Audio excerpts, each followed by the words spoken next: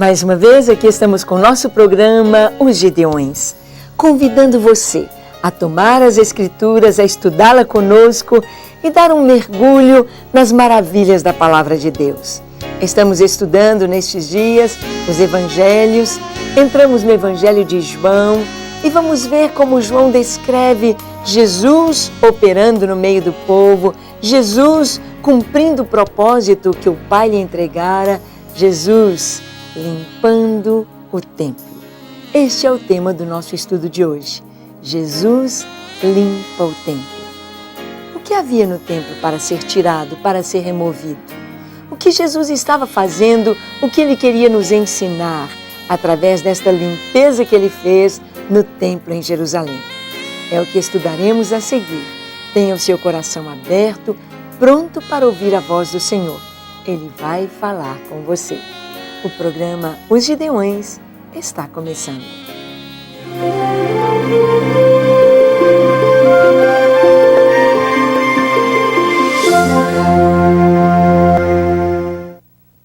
Muito bem, antes de começar o nosso estudo aqui no Evangelho de João, nós queremos conversar um pouquinho sobre este ministério que dá o título ao nosso programa, Gideões 24 horas diante do Senhor.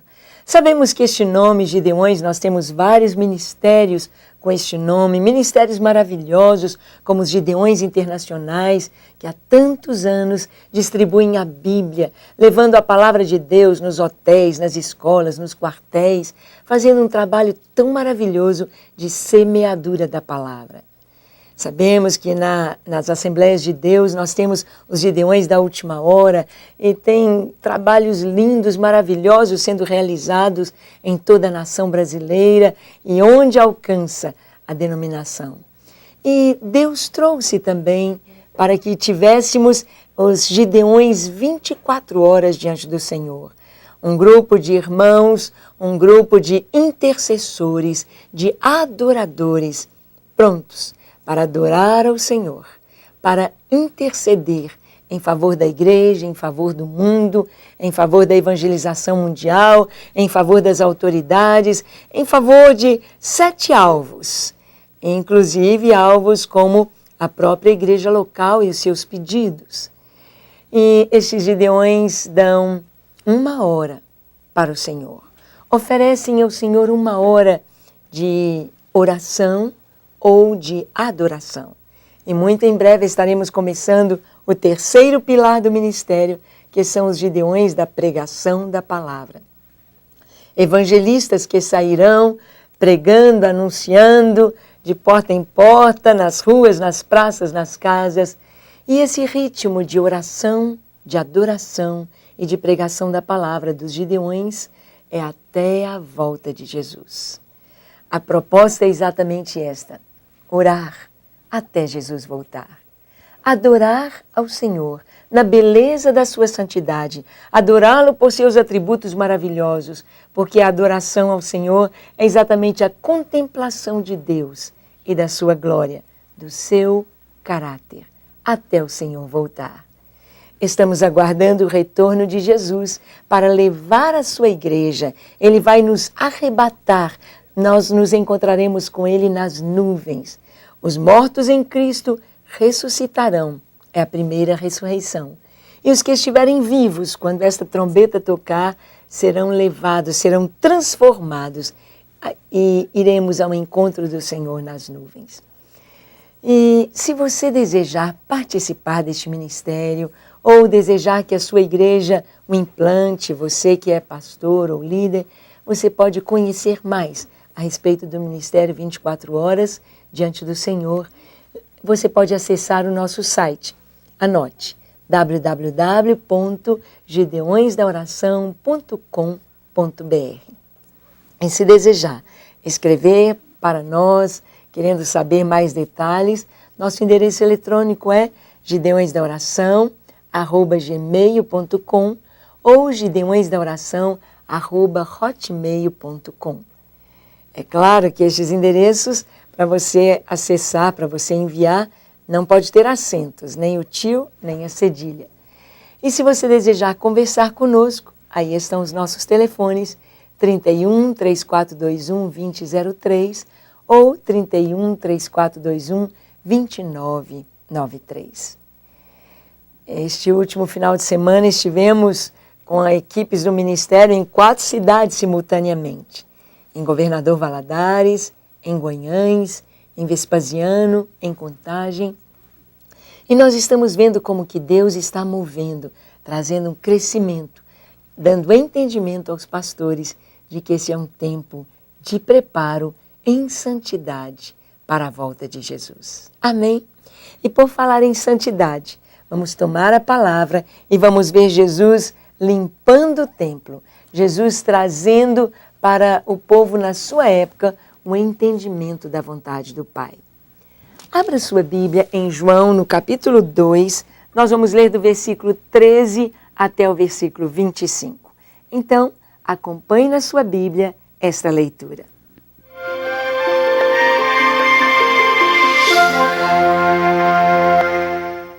Estando próxima a Páscoa dos judeus, subiu Jesus para Jerusalém e encontrou no templo os que vendiam bois, ovelhas e pombas e também os cambistas assentados. Tendo feito um azorrague de cordas, expulsou todos do templo, bem como as ovelhas e os bois, derramou pelo chão o dinheiro dos cambistas, virou as mesas. E disse aos que vendiam as pombas: tirai daqui estas coisas, não façais da casa de meu pai casa de negócio. Lembraram-se os seus discípulos de que está escrito: o zelo da tua casa me consumirá. Perguntaram-lhe, pois, os judeus: que sinal nos mostras para fazeres estas coisas? Jesus lhes respondeu: destruí este santuário e em 3 dias o reconstruirei. Replicaram os judeus: em 46 anos foi edificado este santuário e tu, em 3 dias, o levantarás? Ele, porém, se referia ao santuário do seu corpo. Quando, pois, Jesus ressuscitou dentre os mortos, lembraram-se os seus discípulos de que ele dissera isso e creram na Escritura e na palavra de Jesus. Estando ele em Jerusalém, durante a festa da Páscoa, muitos, vendo os sinais que ele fazia, creram no seu nome. Mas o próprio Jesus não se confiava a eles, porque os conhecia a todos, e não precisava de que alguém lhe desse testemunho a respeito do homem, porque ele mesmo sabia o que era a natureza humana. Esta leitura maravilhosa da Palavra de Deus nos mostra exatamente Jesus aqui no Evangelho de João, está bem no início do seu ministério. Nos outros evangelhos vamos encontrar Jesus fazendo esta limpeza no final do seu ministério. Mas tanto no início, tanto no final, o que importa é que Jesus está nos trazendo uma lição tremendamente importante. Nós queremos ver o contexto na época de Jesus, como era o templo, o que estava acontecendo no templo, que chicote é esse, que azorrague é esse que Jesus fez de cordas e ele bagunçou ali na entrada do templo, virou a mesa dos cambistas, abriu as gaiolas dos pombos, soltou as ovelhas. Podemos imaginar ali os discípulos tentando proteger Jesus e enquanto ele ia derrubando, fazendo aquela bagunça na porta do templo. Será que era Jesus mesmo que estava fazendo a bagunça? Será que não estavam aquelas pessoas, aqueles comerciantes, usando a casa do Senhor, usando o templo para ganhar dinheiro, usando as coisas espirituais para explorarem, para abusarem dos pobres e se enriquecerem? A palavra nos diz exatamente isso que Jesus disse: por que fazeis da casa do meu pai casa de negócios? Casa de negócios. Nós sabemos que a coisa mais maravilhosa, o trabalho mais gratificante que existe é o trabalho em tempo integral para o Senhor. É o trabalho como pastor, é o trabalho como missionário. Eu e meu esposo deixamos há 7 anos a nossa profissão, ele de médico, eu de dentista na área da ortodontia, e nos dedicamos desde esses 7 anos totalmente ao serviço do Senhor. E quando nós fizemos esta mudança, quando Deus nos pediu isto, nós demos tudo ao Senhor.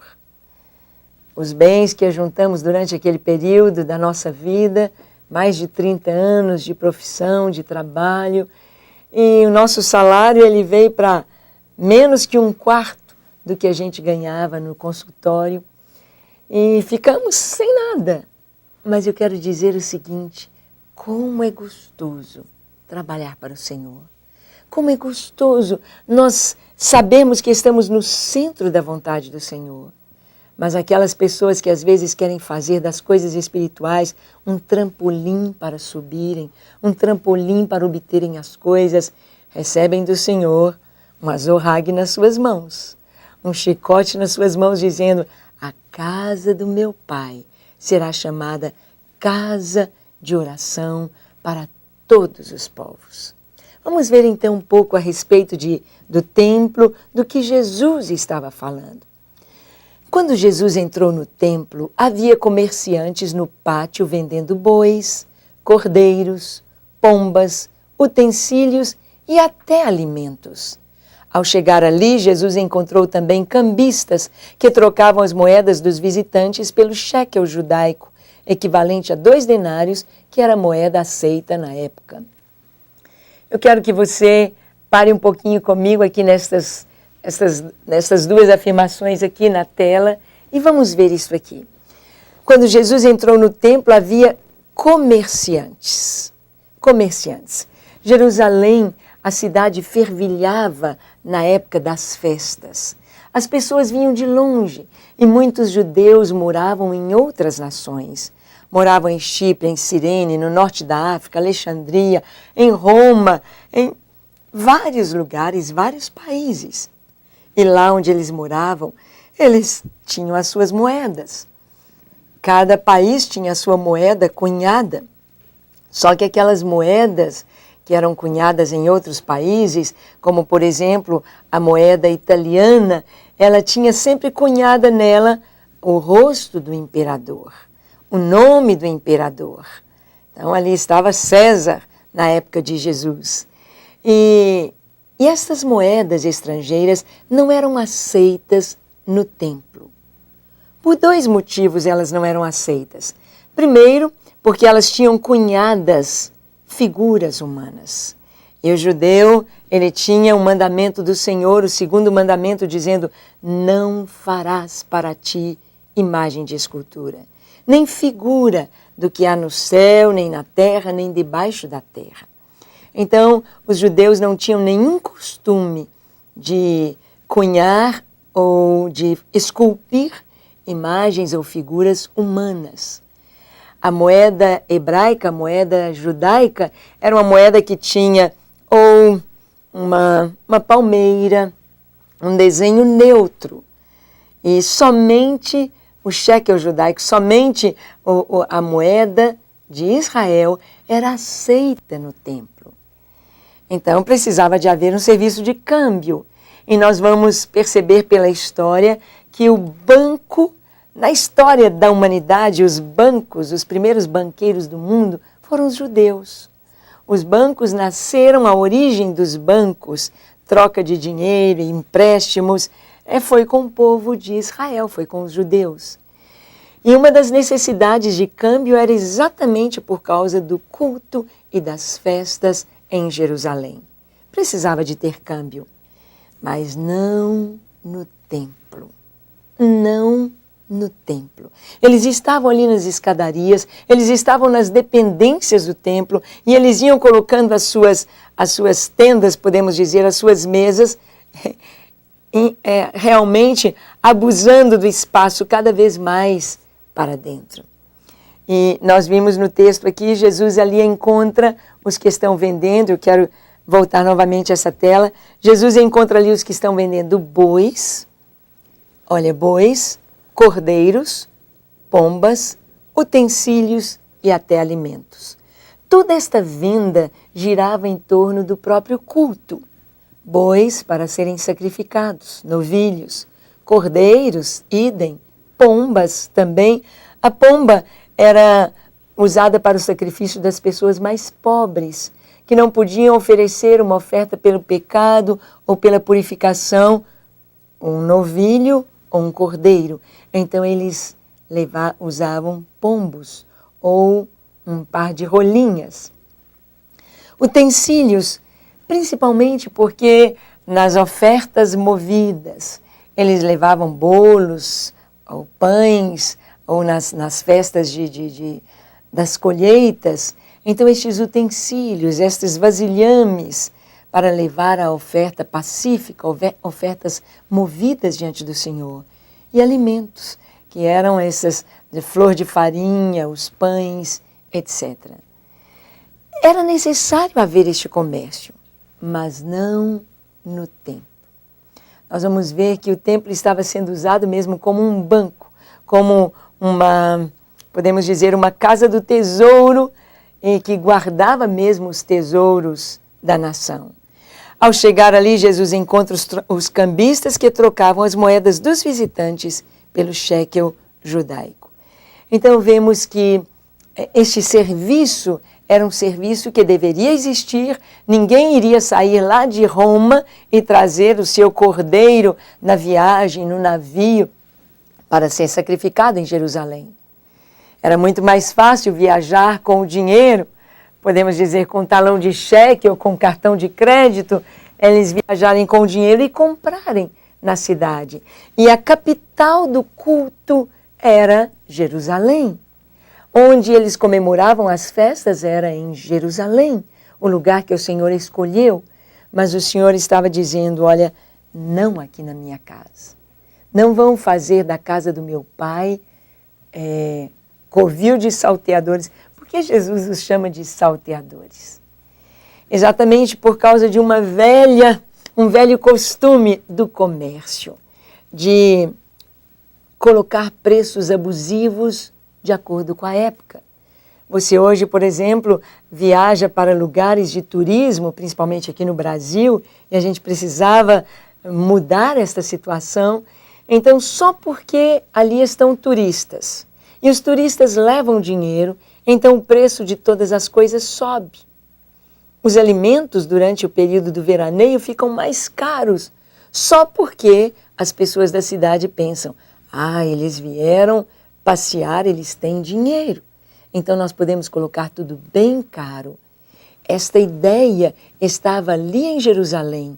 Eles estão vindo para adorar, eles trouxeram dinheiro, nós podemos pôr os preços bem alto.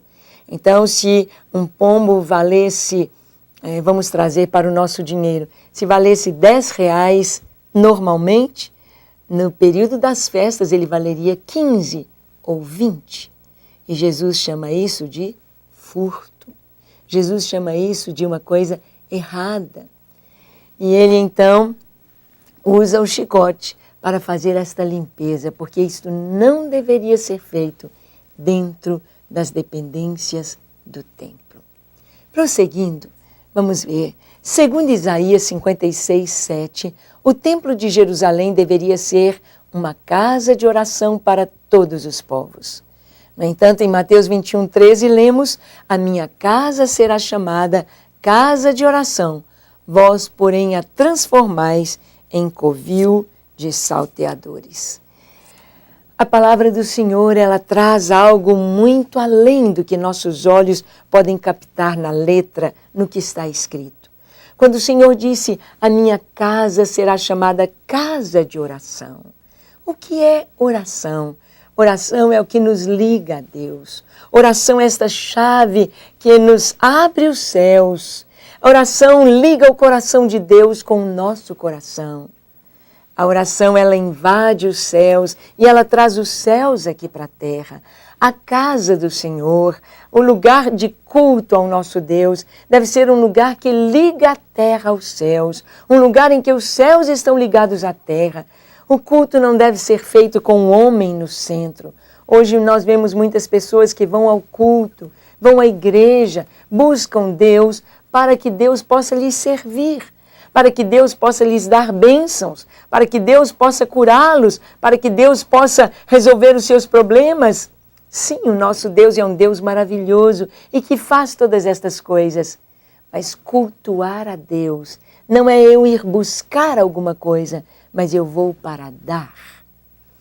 Aí está a diferença, adorar a Deus, servir ao Senhor. Quando estas festas foram colocadas para o povo de Israel, era para a adoração ao Senhor, para o entendimento da vontade de Deus. E estas festas todas trazem realidades espirituais tremendas para o nosso coração, porque elas falam de Jesus e da sua missão e da sua obra para nós.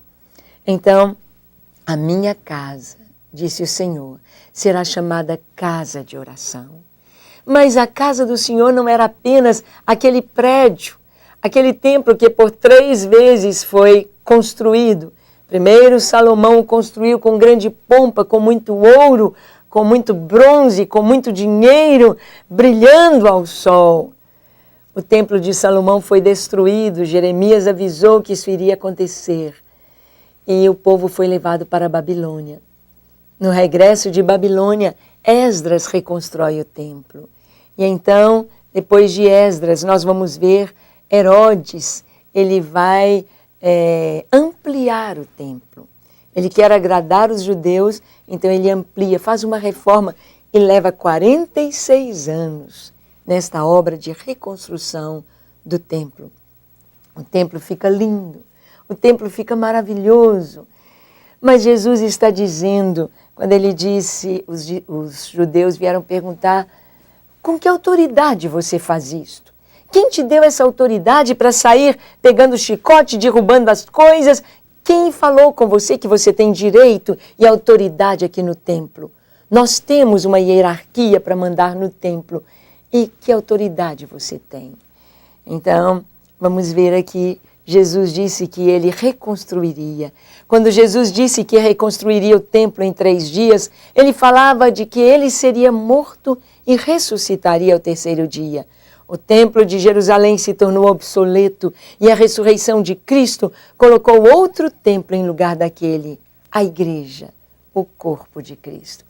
Esta é a mensagem maravilhosa que Jesus nos trouxe e que não é uma mensagem nova, mas é apenas a concretização do que as Escrituras falavam a respeito de Cristo e a respeito da adoração a Deus. Jesus disse para os judeus, destruí este templo e em 3 dias eu o reconstruirei. Eles falaram, que é isso? Esse cara está doido. 46 anos o Herodes levou para construir esse templo e ele disse que reconstrói em 3 dias. Loucura, esse cara é louco. Mas Jesus falava, não daquele templo feito por mãos humanas, mas ele falava do templo do seu próprio corpo. Ele estava falando a respeito de si mesmo, do corpo de Cristo. Ele foi morto ali na cruz. Aliás, não podemos dizer ele foi morto, ele se deu ali na cruz. Mas ele ressuscitou ao 3º dia, cumprindo a palavra profética e o que ele havia dito. Então, vamos ver que templo no Novo Testamento indica a ideia de casa, habitação. Em Hebreus 3:6 lemos, a casa dele somos nós, se guardarmos firmes até o fim a ousadia e a exultação da esperança. A casa de Deus, o templo do Senhor somos nós. E Paulo vai nos dizer, em 1 Timóteo 3,15, Efésios 2,19, vemos a casa de Deus como a igreja do Deus vivo, o pilar da verdade e a habitação de Deus. E Paulo diz na carta aos Coríntios, no capítulo 6, ele diz, não sabeis que sois o templo do Espírito Santo, que o Espírito de Deus habita em vós. Então Jesus, com tudo o que ele fez, ele estava mostrando que um novo tempo na adoração ao Deus de Israel estava começando através de Cristo, dando a sua vida e fazendo de todos que o recebem o templo do Senhor, a habitação do Espírito Santo. Amém? Vamos então às nossas perguntas para ver se você fixou o nosso estudo. A primeira, como Jesus encontrou o templo? Encontrou o templo cheio de vendilhões, de cambistas, cheio de pessoas que estavam fazendo comércio com as coisas do culto. A segunda pergunta, com a ressurreição de Jesus, o que mudou quanto ao templo do Senhor? Ele veio mostrar que o verdadeiro templo é a igreja. Nosso corpo é o templo do Espírito Santo. Você já é o templo do Espírito. Feche seus olhos e ore comigo agora, dizendo assim: Senhor Jesus, reconheço que eu sou um pecador e o Teu Espírito não pode habitar no meu coração tão sujo de pecado. Mas eu me arrependo dos meus pecados, te peço perdão e peço que o Senhor entre em minha vida, transforma-me e dá-me certeza de salvação. Eu me entrego a Ti. Amém, amém e amém. Deus te abençoe ricamente e sendo o templo do Espírito Santo, leia a palavra e até o nosso próximo programa, se Deus quiser.